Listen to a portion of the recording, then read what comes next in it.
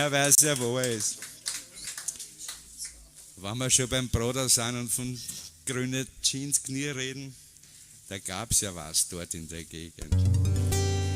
Jede Großstadt hat so Pflicht, ohne das halt auch nicht geht.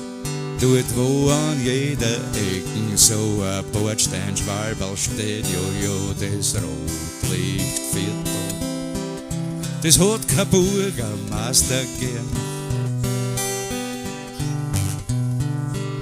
Ja, im Rotlichtviertel, da kann der schon ganz anders werden.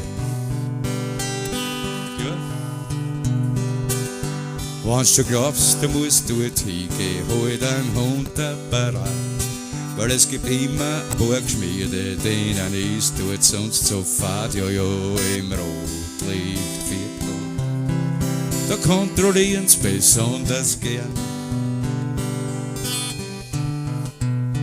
Ja, im Rotlichtviertel, da kann der schon ganz anders werden.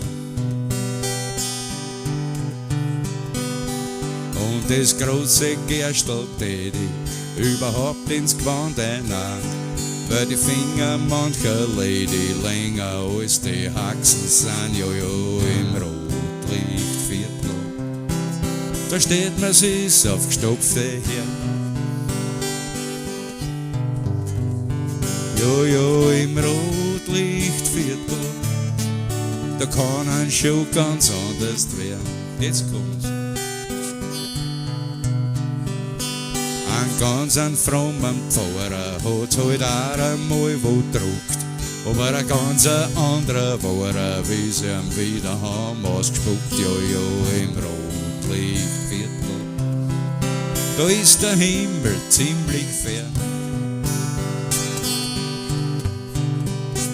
Ja, im Rotlichtviertel, da kann ein schon ganz anders werden.